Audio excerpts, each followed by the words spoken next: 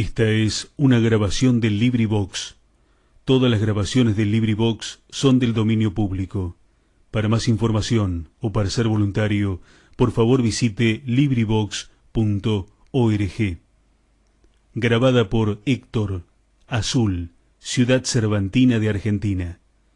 Segunda parte del ingenioso caballero Don Quijote de la Mancha, por Miguel de Cervantes Saavedra. Capítulos 27 y 28. Capítulo 27, donde se da cuenta de quiénes eran Maese Pedro y su mono, con el mal suceso que Don Quijote tuvo en la aventura del rebuzno, que no la acabó como él quisiera y como lo tenía pensado. Entra Cide Hamete, coronista de esta grande historia, con estas palabras en este capítulo: juro como católico cristiano. A lo que su traductor dice que el jurar Cide Hamete como católico cristiano, siendo él moro, como sin duda lo era, no quiso decir otra cosa sino que, así como el católico cristiano, cuando jura o debe jurar verdad y decirla en lo que dijere,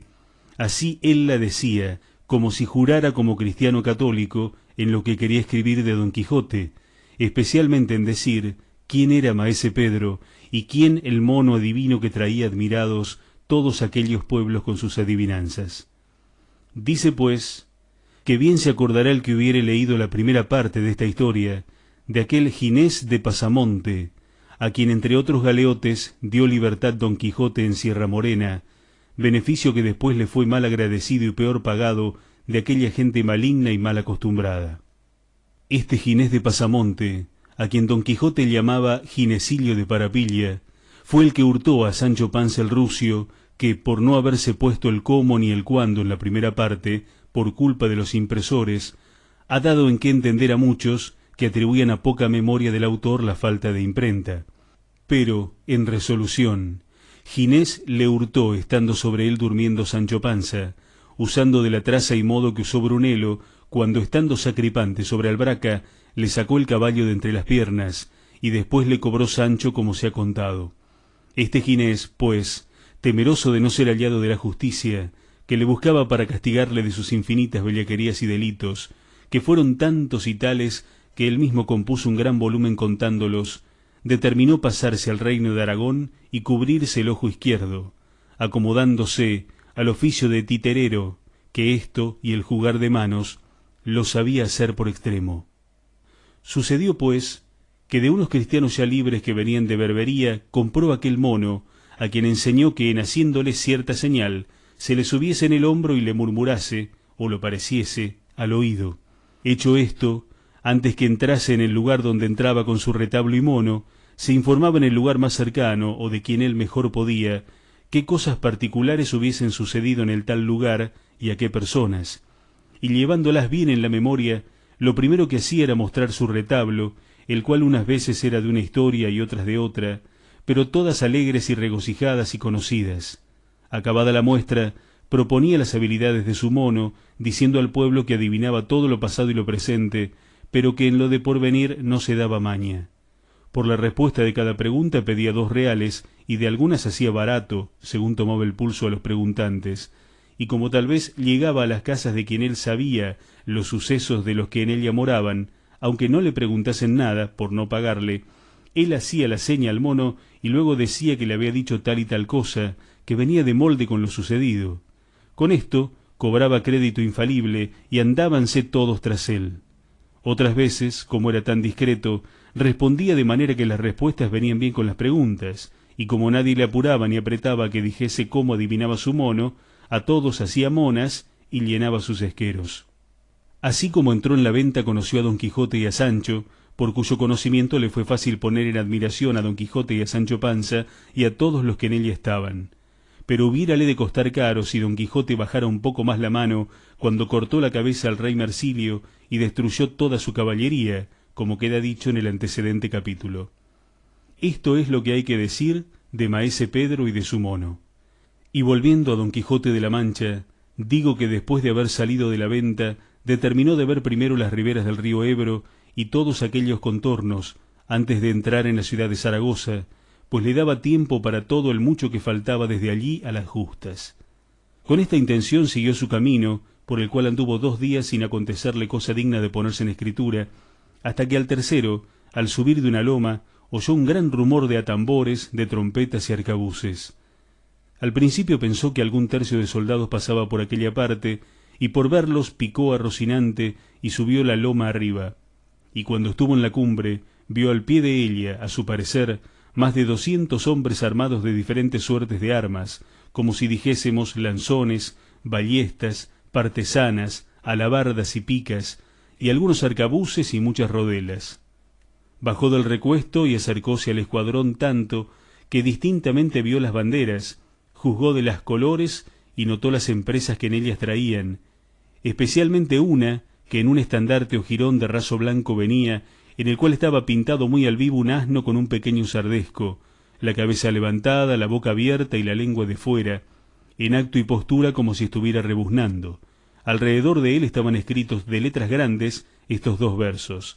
no rebuznaron en balde el uno y el otro alcalde. Por esta insignia sacó Don Quijote que aquella gente debía de ser del pueblo del rebuzno, y así se lo dijo a Sancho, declarándole lo que en el estandarte venía escrito. Díjole también que el que les había dado noticia de aquel caso se había errado en decir que 2 regidores habían sido los que rebuznaron, pero que, según los versos del estandarte, no habían sido sino alcaldes, a lo que respondió Sancho Panza: Señor, en eso no hay que reparar, que bien puede ser que los regidores que entonces rebuznaron viniesen con el tiempo a ser alcaldes de su pueblo, y así se pueden llamar con entre ambos títulos. Cuanto más que no hace al caso a la verdad de la historia ser los rebuznadores alcaldes o regidores, como ellos una por una hayan rebuznado, porque tan a pique está de rebuznar un alcalde como un regidor. Finalmente, conocieron y supieron cómo el pueblo corrido salía a pelear con otro que le corría más de lo justo y de lo que se debía a la buena vecindad. Fuese llegando a ellos Don Quijote, no con poca pesadumbre de Sancho, que nunca fue amigo de hallarse en semejantes jornadas. Los del escuadrón le recogieron en medio, creyendo que era alguno de los de su parcialidad. Don Quijote, alzando la visera, con gentil brío y continente, llegó hasta el estandarte del asno, y allí se le pusieron alrededor todos los más principales del ejército, por verle, admirados con la admiración acostumbrada en que caían todos aquellos que la vez primera le miraban. Don Quijote, que los vio tan atentos a mirarle, sin que ninguno le hablase ni le preguntase nada, quiso aprovecharse de aquel silencio y rompiendo el suyo, alzó la voz y dijo: Buenos señores, cuán encarecidamente puedo os suplico que no interrumpáis un razonamiento que quiero haceros, hasta que veáis que os disgusta y enfada, que si esto sucede, con la más mínima señal que me hagáis, pondré un sello en mi boca y echaré una mordaza a mi lengua. Todos le dijeron que dijese lo que quisiese, que de buena gana le escucharían. Don Quijote, con esta licencia, prosiguió diciendo: Yo, señores míos, soy caballero andante, cuyo ejercicio es el de las armas, y cuya profesión, la de favorecer a los necesitados de favor y acudir a los menesterosos. Días ha que he sabido vuestra desgracia y la causa que os mueve a tomar las armas a cada paso para vengaros de vuestros enemigos, y habiendo discurrido una y muchas veces en mi entendimiento sobre vuestro negocio, hallo, según las leyes del duelo, que estáis engañados en teneros por afrentados, porque ningún particular puede afrentar a un pueblo entero, si no es retándole de traidor por junto, porque no sabe en particular quién cometió la traición porque le reta. Ejemplo de esto tenemos en don Diego Ordóñez de Lara, que retó a todo el pueblo zamorano porque ignoraba que sólo Bellido Dolfos había cometido la traición de matar a su rey, y así retó a todos, y a todos tocaba la venganza y la respuesta, aunque bien es verdad que el señor don Diego anduvo algo demasiado, y aún pasó muy adelante de los límites del reto, porque no tenía para qué retar a los muertos, a las aguas, ni a los panes, ni a los que estaban por nacer, ni a las otras menudencias que allí se declaran. Pero vaya pues, cuando la cólera sale de madre, no tiene la lengua padre, ayo ni freno que la corrija. Siendo pues esto así, que uno solo no puede afrentar a reino, provincia, ciudad, república ni pueblo entero, queda en limpio que no hay para qué salir a la venganza del reto de la tal afrenta, pues no lo es, porque bueno sería que se matasen a cada paso los del pueblo de la Reloja con quien se lo llama, ni los cazoleros, berenjeneros, vallenatos, jaboneros, ni los de otros nombres y apellidos que andan por ahí en boca de los muchachos y de gente de poco más o menos. Bueno sería, por cierto, que todos estos insignes pueblos se corriesen y vengasen y anduviesen continuo hechas las espadas a cabuches, a cualquier pendencia, por pequeña que fuese. No, no, ni Dios lo permita o quiera. Los varones prudentes, las repúblicas bien concertadas, por 4 cosas han de tomar las armas y desenvainar las espadas y poner a riesgo sus personas, vidas y haciendas. La primera, por defender la fe católica; la segunda, por defender su vida, que es de ley natural y divina; la tercera, en defensa de su honra, de su familia y hacienda; la cuarta, en servicio de su rey en la guerra justa; y si le quisiéremos añadir la quinta, que se puede contar por segunda, es en defensa de su patria. A estas 5 causas, como capitales, se pueden agregar algunas otras que sean justas y razonables y que obliguen a tomar las armas, pero tomarlas por niñerías y por cosas que antes son de risa y pasatiempo que de afrenta, parece que quien las toma carece de todo razonable discurso. Cuanto más que el tomar venganza injusta, que justa no puede haber alguna que lo sea, va derechamente contra la santa ley que profesamos, en la cual se nos manda que hagamos bien a nuestros enemigos y que amemos a los que nos aborrecen, mandamiento que, aunque parece algo dificultoso de cumplir, no lo es sino para aquellos que tienen menos de Dios que del mundo y más de carne que de espíritu, porque Jesucristo, Dios y hombre verdadero, que nunca mintió, ni pudo ni puede mentir, siendo legislador nuestro, dijo que su yugo era suave y su carga liviana, y así no nos había de mandar cosa que fuese imposible el cumplirla. Así que, mis señores, vuesas mercedes están obligados por leyes divinas y humanas a sosegarse. El diablo me lleve, dijo a esta sazón Sancho entre sí, si este mi amo no es tólogo, y si no lo es, que lo parece como un huevo a otro. Tomó un poco de aliento don Quijote, y viendo que todavía le prestaban silencio, quiso pasar adelante en su plática, como pasara si no se pusiera en medio la agudeza de Sancho, el cual, viendo que su amo se detenía, tomó la mano por él, diciendo: Mi señor Don Quijote de la Mancha, que un tiempo se llamó el Caballero de la Triste Figura, y ahora se llama el Caballero de los Leones, es un hidalgo muy atentado, que sabe latín y romance como un bachiller, y en todo cuanto trata y aconseja procede como muy buen soldado, y tiene todas las leyes y ordenanzas de lo que llaman el duelo en la uña, y así no hay más que hacer sino dejarse llevar por lo que él dijere, y sobre mí si lo erraren. Cuanto más que ellos se está dicho que es necedad correrse por solo oír un rebuzno, que yo me acuerdo, cuando muchacho, que rebuznaba cada y cuando que se me antojaba, sin que nadie me fuese a la mano, y con tanta gracia y propiedad que en rebuznando yo, rebuznaban todos los asnos del pueblo, y no por eso dejaba de ser hijo de mis padres, que eran honradísimos, y aunque por esta habilidad era envidiado en más de 4 de los estirados de mi pueblo, no se me daba 2 ardites. Y porque se vea que digo verdad, esperen y escuchen, que esta ciencia es como la del nadar, que una vez aprendida nunca se olvida. Y luego, puesta la mano en las narices, comenzó a rebuznar tan reciamente que todos los cercanos valles retumbaron. Pero uno de los que estaban junto a él, creyendo que hacía burla de ellos, alzó un varapalo que en la mano tenía y diole tal golpe con él, que sin ser poderoso a otra cosa, dio con Sancho Panza en el suelo. Don Quijote, que vio tan mal parado a Sancho, arremetió al que le había dado con la lanza sobre mano, pero fueron tantos los que se pusieron en medio que no fue posible vengarle. Antes, viendo que llovía sobre él un nublado de piedras y que le amenazaban 1000 encaradas ballestas y no menos cantidad de arcabuces, volvió las riendas a Rocinante y a todo lo que su galope pudo se salió de entre ellos, encomendándose de todo corazón a Dios, que de aquel peligro le librase, temiendo a cada paso que no le entrase alguna bala por las espaldas y le saliese al pecho, y a cada punto recogía el aliento por ver si le faltaba. Pero los del escuadrón se contentaron con verle huir, sin tirarle. A Sancho le pusieron sobre su jumento, apenas vuelto en sí, y le dejaron ir tras su amo, no porque él tuviese sentido para regirle, pero el rucio siguió las huellas de Rocinante, sin el cual no se hallaba un punto. Alongado, pues, Don Quijote buen trecho, volvió la cabeza y vio que Sancho venía, y atendióle, viendo que ninguno le seguía. Los del escuadrón se estuvieron allí hasta la noche, y por no haber salido a la batalla sus contrarios, se volvieron a su pueblo, regocijados y alegres. Y si ellos supieran la costumbre antigua de los griegos, levantaran en aquel lugar y sitio un trofeo. Capítulo 28. De cosas que dice Benengeli, que las sabrá quien le leyere, si las lee con atención. Cuando el valiente huye, La superchería está descubierta, y es de varones prudentes guardarse para mejor ocasión.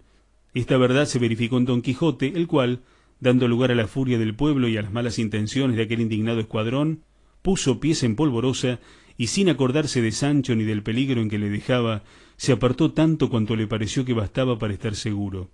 Seguíale Sancho, atravesado en su jumento, como queda referido. Llegó, en fin, ya vuelto en su acuerdo, y al llegar se dejó caer del rucio a los pies del Rocinante, todo ansioso, todo molido y todo apaleado. Apeóse Don Quijote para catarle las feridas, pero como le hallase sano de los pies a la cabeza, con asaz cólera le dijo: «Tan enhoramala supistes vos rebuznar, Sancho, ¿y dónde hallasteis vos ser bueno el nombrar la soga en casa del ahorcado? A música de rebuznos, ¿qué contrapunto se había de llevar sino de varapalos? Y dad gracias a Dios, Sancho, que ya que os santiguaron con un palo, no os hicieron el persignium crucis con un alfanje». «No estoy para responder», respondió Sancho, «porque me parece que hablo por las espaldas. Subamos y apartémonos de aquí, que yo pondré silencio en mis rebuznos, pero no en dejar de decir que los caballeros andantes huyen y dejan a sus buenos escuderos molidos como a leña o como cibera en poder de sus enemigos». «No huye el que se retira», respondió Don Quijote, «porque has de saber, Sancho, que la valentía que no se funda sobre la base de la prudencia se llama temeridad, y las hazañas del temerario más se atribuyen a la buena fortuna que a su ánimo, y así yo confieso que me he retirado, pero no huido, y en esto he imitado a muchos valientes que se han guardado para tiempos mejores, y de esto están las historias llenas, las cuales, por no serte a ti de provecho ni a mí de gusto, no te las refiero ahora». En esto ya estaba a caballo Sancho, ayudado de Don Quijote, el cual asimismo subió en Rocinante, y poco a poco se fueron a emboscar en una alameda que hasta un cuarto de legua de allí se parecía. De cuando en cuando daba Sancho unos ayes profundísimos y unos gemidos dolorosos, y preguntándole Don Quijote la causa de tan amargo sentimiento, respondió que desde la punta del espinazo hasta la nuca del celebro le dolía de manera que le sacaba de sentido.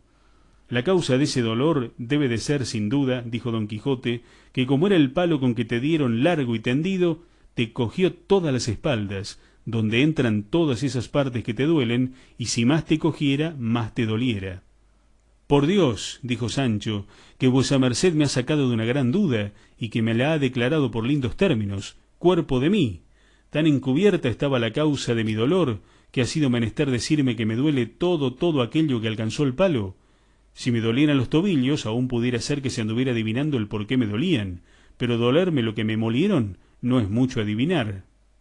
A la fe, señor nuestro amo, el mal ajeno de pelo cuelga, y cada día voy descubriendo tierra de lo poco que puedo esperar de la compañía que con vuestra merced tengo, porque si esta vez me ha dejado apalear, otra y otra ciento volveremos a los manteamientos de marras y a otras muchacherías, que si ahora me han salido a las espaldas, después me saldrán a los ojos. Harto mejor haría yo, sino que soy un bárbaro y no haré nada que bueno sea en toda mi vida, harto mejor haría yo, vuelvo a decir, en volverme a mi casa y a mi mujer y a mis hijos, y sustentarle y criarlos con lo que Dios fue servido de darme, y no andarme tras vuesa merced por camino sin camino, y por sendas y carreras que no las tienen, bebiendo mal y comiendo peor. Pues tomadme el dormir, contad, hermano escudero, 7 pies de tierra, y si quisiéredes más, tomad otros santos, que en vuestra mano está escudillar, y tendeos a todo vuestro buen talante, que quemado vea yo y hecho polvos al primero que dio puntada en la andante caballería, o a lo menos al primero que quiso ser escudero de tales tontos, como debieron ser todos los caballeros andantes pasados. De los presentes no digo nada, que por ser vuestra merced uno de ellos, los tengo respeto, y porque sé que sabe vuesa merced un punto más que el diablo en cuanto habla y en cuanto piensa. Haría yo una buena apuesta con vos, Sancho, dijo Don Quijote, que ahora que vais hablando sin que nadie os vaya a la mano, que no os duele nada en todo vuestro cuerpo. Hablad, hijo mío, todo aquello que os viniere al pensamiento y a la boca, que a trueco de que a vos no os duela nada, tendré yo por gusto el enfado que me dan vuestras impertinencias, y si tanto deseáis volveros a vuestra casa con vuestra mujer y hijos, no permita Dios que yo os lo impida. Dineros tenéis míos, mirad cuánto ha que esta tercera vez salimos de nuestro pueblo, y mirad lo que podéis y debéis ganar cada mes, y pagaos de vuestra mano. cuando yo servía, respondió Sancho, a Tomé Carrasco, el padre del bachiller Sansón Carrasco, que vuestra merced bien conoce, 2 ducados ganaba cada mes, amén de la comida. Con vuestra merced no sé lo que puedo ganar, puesto que sé que tiene más trabajo el escudero del caballero andante que el que sirve a un labrador, que en resolución los que servimos a labradores, por mucho que trabajemos de día, por mal que suceda, a la noche cenamos olla y dormimos en cama, en la cual no he dormido después que sirvo a vuestra merced. Si no ha sido el tiempo breve que estuvimos en casa de don Diego de Miranda, y la gira que tuve con la espuma que saqué de las ollas de Camacho, y lo que comí, bebí y dormí en casa de Basilio, todo el otro tiempo he dormido en la dura tierra, al cielo abierto, sujeto a lo que dicen inclemencias del cielo, sustentándome con rajas de queso y mendrugos de pan, y bebiendo aguas, ya de arroyos, ya de fuentes, de las que encontramos por esos andurriales donde andamos. Confieso, dijo don Quijote, que todo lo que dice Sancho sea verdad. ¿Cuánto parece que os debo dar más de lo que os daba Tomé Carrasco? A mi parecer, dijo Sancho, con 2 reales más que vuestra merced añadiese cada mes, me tendría por bien pagado. Esto es cuanto al salario de mi trabajo, pero en cuanto a satisfacerme a la palabra y promesa que vuestra merced me tiene hecha de darme el gobierno de una ínsula, sería justo que se me añadiesen otros 6 reales, que por todos serían 30. Está muy bien, replicó don Quijote, y conforme al salario que vos os habéis señalado, 25 días ha que salimos de nuestro pueblo. Contad, Sancho, rata por cantidad, y mirad lo que os debo y pagaos, como os tengo dicho, de vuestra mano. Oh, cuerpo de mí, dijo Sancho, que va vuestra merced muy errado en esta cuenta, porque en lo de la promesa de la ínsula se ha de contar desde el día que vuestra merced me la prometió hasta la presente hora en que estamos. Pues, ¿qué tanto ha, Sancho, que os la prometí? Dijo don Quijote. Si yo mal no me acuerdo, respondió Sancho, debe de haber más de 20 años, 3 días más o menos.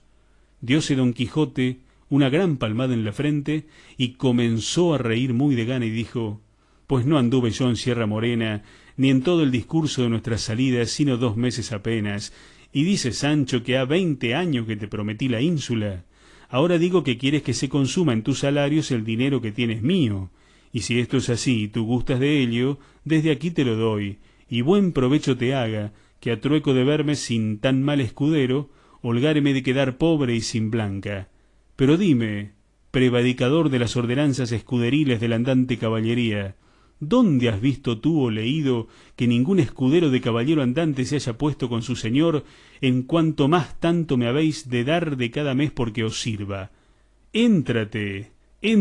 malandrín, follón y vestiglo, que todo lo pareces, éntrate, digo, por el mare magnum de sus historias, y si hallares que algún escudero haya dicho ni pensado lo que aquí has dicho, quiero que me le claves en la frente y por añadidura me hagas 4 mamonas selladas en mi rostro.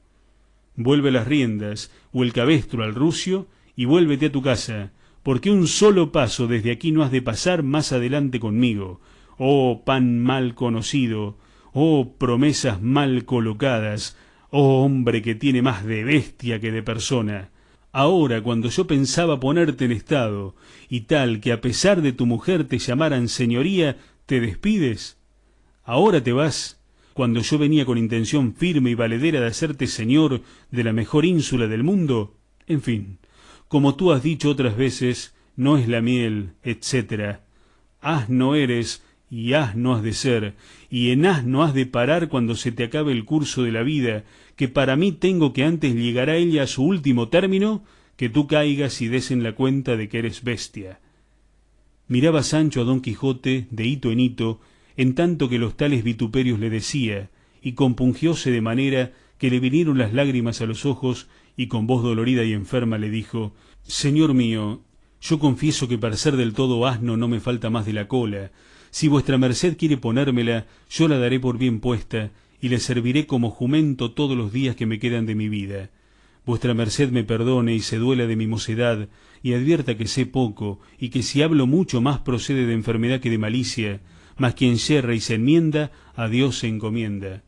Maravillárame yo, Sancho, si no mezclaras algún refrancico en tu coloquio. Ahora bien, yo te perdono con que te enmiendes y con que no te muestres de aquí adelante tan amigo de tu interés, sino que procures ensanchar el corazón y te alientes y animes a esperar el cumplimiento de mis promesas, que aunque se tarda, no se imposibilita. Sancho respondió que sí haría, aunque sacase fuerzas de flaqueza. Con esto se metieron en la alameda, y Don Quijote se acomodó al pie de un olmo y Sancho al de una haya, que estos tales árboles y otros sus semejantes siempre tienen pies y no manos. Sancho pasó la noche penosamente, porque el varapalo se hacía sentir más con el sereno. Don Quijote la pasó en sus continuas memorias, pero con todo eso dieron los ojos al sueño, y al salir del alba siguieron su camino buscando las riberas del famoso Ebro, donde les sucedió lo que se contará en el capítulo venidero. Fin de los capítulos 27 y 28.